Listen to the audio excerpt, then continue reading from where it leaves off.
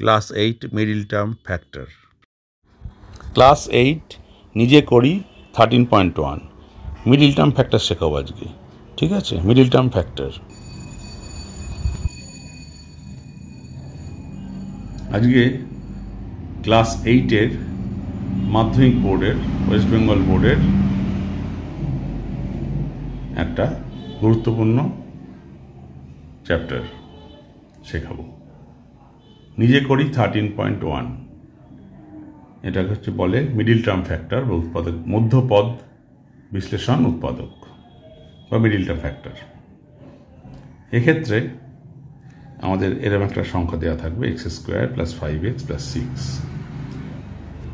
তার মানে এর প্রথমে একটা সহগ আছে x² এর 1, আর এখানে আছে 6।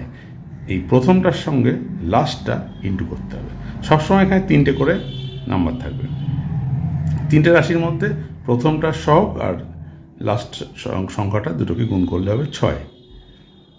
এই যে 6 হলো, এই 6কে আমরা ভাঙতে পারি 3 দুগুণে 6। এই 3 দুগুণে 6 যেটা হলো, সেখান থেকে আমরা পাচ্ছি 3 + 2 যোগ করলে 5। অর্থাৎ এমন দুটো সংখ্যা যেগুলো যোগ করলে আসে 5 আর গুণ করলে আসে 6। মানে এই দুটোকে গুণ করে আনতে হবে এইটা 5।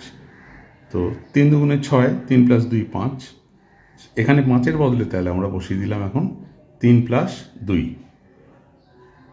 এবারে এইটাকে ভেঙে 3x, 3 × x 3x, 2 × x 2x হয়ে গেল। তারপরে x² + 3x এর মধ্যে কমন আসছে, x কমন আসছে। x কমন গেলে হবে x + 3। আবার 2x + 6 এর মধ্যে কমন আসছে 2, থাকবে x + 3। এবার এই x + 3টা দুটোতেই এসছে কমন, অর্থাৎ x + 3টাকে যদি কমন নিয়ে নিই বাঁচবে x + 2। এখান থেকে x + 3 চলে গেলে বাঁচবে x, আর এখান থেকে x, আর এখান থেকে 2।